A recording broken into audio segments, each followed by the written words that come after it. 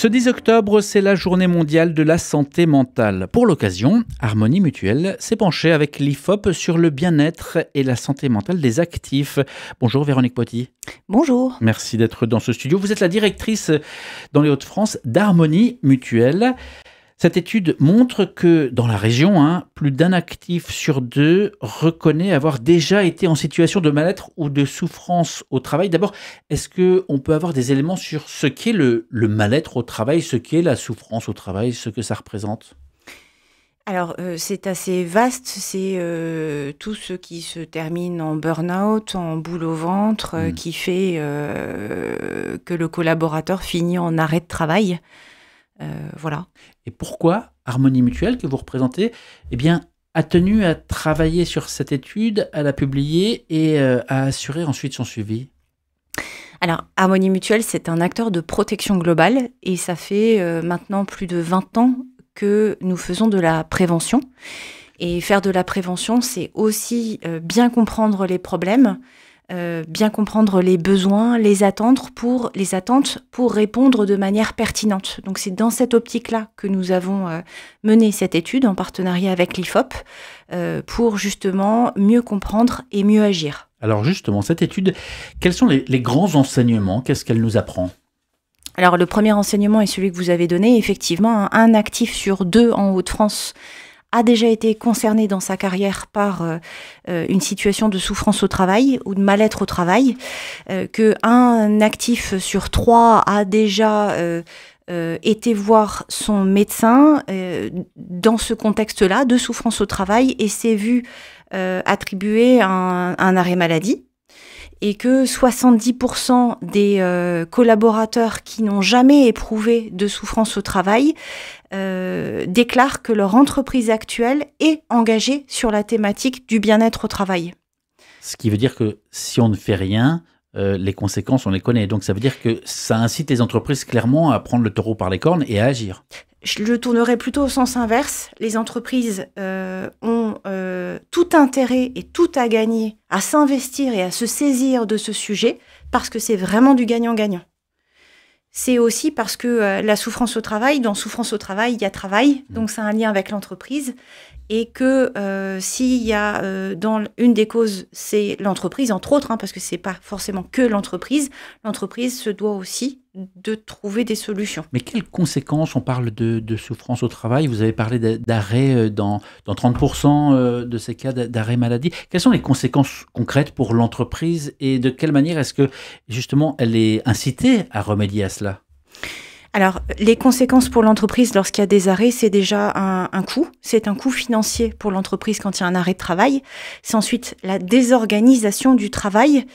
Quand vous avez un collaborateur qui est absent, sa charge de travail est absorbée par les autres collaborateurs qui peuvent avoir un stress accru, une surcharge de travail, une mauvaise ambiance dans l'équipe. Ça peut mener à d'autres arrêts de travail. Si on pousse le bouchon plus loin, une entreprise qui a beaucoup de turnover et beaucoup d'arrêts de travail peut avoir une mauvaise réputation en tant qu'employeur et donc elle peut avoir du mal à recruter de nouveaux talents ou à fidéliser ses collaborateurs. Donc c'est une boucle qu'il est important de renverser pour qu'elle soit vertueuse. Harmonie Mutuelle, c'est près de 5 millions de personnes protégées en France. Tout à fait. Près de 90 000 entreprises. Dans les Hauts-de-France, on est à peu près à 110 000 adhérents. Donc, ces arrêts de travail et ces conséquences, ça vous coûte aussi du coup très cher. C'est aussi pour ça que vous investissez le secteur ? Alors, on investit le secteur parce qu'on est spécialisé dans la protection sociale et l'optimisation de la protection sociale des employés. L'objectif, c'est d'aider, d'être le partenaire de l'entreprise pour l'aider à valoriser son capital humain. Et parce que la prévention, c'est gagnant-gagnant pour tout le monde. Quelle est la marge entre le mal-être au travail, la souffrance au travail, ce qui est, on l'a compris, 54%, c'est plus d'une personne sur deux, et le burn-out et le syndrome d'épuisement professionnel qui là est clairement un arrêt est un pas de plus. Quelle est la marge entre les deux ? Eh bien, les premiers facteurs qu'on identifie comme souffrance au travail, en tout cas ce qui est ressorti de l'étude, c'est stress excessif, charge de travail jugée excessive, c'est également manque de reconnaissance pour la qualité du travail fourni, qui, tout ça mené bout à bout, peuvent aboutir à un épuisement. Les études, alors, sur les burn-out... Alors, c'est peut-être plus compliqué que ça aussi. Oui. Il peut y avoir des problèmes managériaux également qui ont un impact sur les collaborateurs. Les 3 facteurs que je vous ai mis en avant, c'est vraiment ce qui est ressorti de l'étude, mais ça ne se limite pas à ça. C'est ça, ce sont ceux qui ressortent quand les personnes interrogées répondent. Les études sur le burn-out, elles sont compliquées, elles sont pas contradictoires, mais elles sont c'est assez large. Certains parlent de 300 000 personnes en situation de burn-out en France, d'autres 2 à 3 millions de personnes. En fait, comme ça n'est pas une maladie professionnelle, mais c'est une ALD, une affection longue durée, c'est difficile de chiffrer. Est-ce que la mutuelle que vous représenter, c'est nous dire si c'est une réalité très présente, à quel degré? Alors, ce qu'on peut vous dire, c'est que les problèmes psy sont la 2e cause d'arrêt de travail et que depuis la crise Covid, les problèmes de santé mentale flambent. Donc, c'est un réel constat. Qu'est-ce que le Covid a à voir avec ça? Alors, je dirais pas qu'il y a un lien de cause à effet. En tout cas, c'est un constat qu'on a fait. Maintenant, la période a été extrêmement... le constat, c'est que la période a quand même été extrêmement angoissante pour tout le monde, pour toutes les raisons qu'on connaît, que ce soit les nouvelles ou les confinements qui ont été pour certains extrêmement durs à gérer. Donc, ce que vous dites, c'est que la souffrance et l'épuisement au travail sont des phénomènes qui ont pris de l'ampleur aussi ces dernières années depuis la crise Covid. Et les problèmes psy aussi. Et les problèmes psy. Aujourd'hui encore, les personnes en arrêt de travail, alors on pense à burn-out, mais on pense aussi aux arrêts maladie que vous avez évoqués, sont trop souvent stigmatisé, déconsidéré. C'est vrai, il était fragile là, oui, c'est vrai qu'elle supportait pas la pression. On peut encore aujourd'hui, en 2024, entendre ça comme si la faute leur revenait. Est-ce que les entreprises et les interlocuteurs que vous croisez dans les entreprises ont entamé un chemin peut-être d'introspection sur le sujet ? Alors très certainement parce que le sujet du bien-être au travail est de plus en plus saisi par les entreprises. Donc je pense que oui, et nous avons tous dans notre entourage des exemples de personnes qui ne présentaient pas de fragilité et qui du jour au lendemain ont déclaré un burn-out. Et puis quand on voit les chiffres, un actif sur 2, je pense qu'il faut qu'on se pose des questions, non pas sur la fragilité à la base de ces personnes, mais à comment on peut, en tant qu'entreprise, dirigeant, agir pour limiter cette souffrance au travail. Et encore une fois, déjà, souffrance au travail signifie qu'il y a une des causes qui en est le travail. Deuxièmement, c'est gagnant-gagnant pour l'entreprise quand elle investit sur ce sujet-là, parce que de toute façon, ça a un impact sur elle, un impact financier et un impact organisationnel. Soulignons que les plus affectés sont les plus de 50 ans, les professions intermédiaires et les actifs dans le public. Alors, qu'est-ce que ça nous apprend? Et par exemple, pourquoi l'âge a-t-il une influence?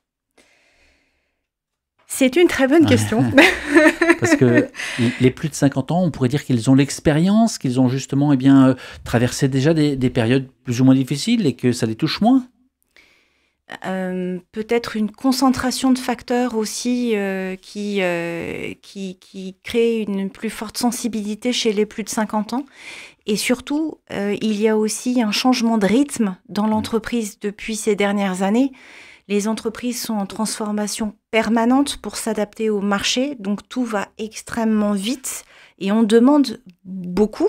Donc le travail, la nature du travail, je pense qu'elle a changé depuis ces dernières années. Et qu'elle a évolué. Il y a une sursollicitation aujourd'hui avec tous les outils digitaux qui, je pense, n'étaient pas d'actualité quand ces personnes de 50 ans ont commencé à travailler. Véronique Potier, je rappelle que vous êtes directrice Hauts-de-France d'Harmonie Mutuelle, qui est donc publiée avec l'IFOP, cette étude sur la souffrance et le mal-être au travail. L'interview en intégralité va être à retrouver sur la page YouTube d'RCF Hauts-de-France. Revenons à ce chiffre de 54% d'actifs des Hauts-de-France qui reconnaît avoir déjà été en situation de souffrance au travail. Ça veut tout de même dire qu'il y a, si on regarde de l'autre part, il y a une personne sur deux qui... Plus d'une personne sur deux. Non, il y a une personne qui n'a jamais expérimenté la souffrance au travail ou le mal-être au travail. Je vous dis ça parce que certaines personnes pensent Alors, peut-être à cause de certaines phrases comme celle de la Bible, vous savez, tu gagneras ton pain à la sueur de ton front, pense que finalement, le travail induit une part de souffrance, une part de difficulté, donc c'est pas forcément vrai. J'ai toujours entendu dire qu'on était très bon lorsqu'on appréciait faire une tâche et qu'on y travaillait dur pour être bon dans cette tâche. Donc je pense pas qu'il faille souffrir pour être bon à quelque chose. C'est pas inhérent, le travail n'est pas forcément synonyme ou entraîne forcément de la difficulté. Et je le vois tout à fait également avec nos chargés d'affaires chez Harmonie Mutuelle. Ceux qui sont les meilleurs en networking, c'est ceux qui adorent le networking. Donc non, je pense qu'on peut être très très bon simplement en appréciant faire les choses authentiquement. Alors parce que dans cette étude, il n'y a pas que tout de même des nouvelles difficiles ou des mauvaises nouvelles, l'étude IFOP que vous publiez à l'occasion de cette journée mondiale de la santé mentale nous apprend qu'il existe des éléments qui favorisent donc le bien-être au travail. Alors pour une personne sur deux, on parle de la flexibilité, de l'environnement de travail agréable. Et alors, est-ce là des leviers justement à mettre en œuvre que Harmonie Mutuelle peut-être aide les entreprises ou que les entreprises elles-mêmes doivent justement pousser davantage? Ah oui, tout à fait. Les dirigeants d'entreprise peuvent se saisir de ces leviers simples. Quand on parle d'environnement de travail agréable, ça peut être aussi simple qu'avoir un environnement propre, avoir un environnement avec de la sécurité, par exemple pour une usine, c'est important, ça c'est vraiment la base. Quand on parle de flexibilité, je crois que la clé, c'est de réinstaurer le dialogue entre la direction d'entreprise, les managers et les collaborateurs pour savoir, détecter ce qui ne fonctionne pas, ce qui porte préjudice aux collaborateurs et les solutions qu'ils pourraient envisager conjointement qui soient gagnantes-gagnantes. Je vous donne des exemples très concrets. Des collaborateurs qui prennent la voiture tous les jours et qui ont plusieurs heures de transport par jour. Et ça crée de l'épuisement. Est-ce qu'on peut imaginer, par exemple, faire une journée de télétravail par semaine? Est-ce que c'est faisable et envisageable par la structure? Il y a beaucoup de familles monoparentales aujourd'hui. Donc, elles doivent aller chercher leurs enfants, par exemple, à 4h30 ou 5h. Donc, elles doivent arrêter leur journée de travail.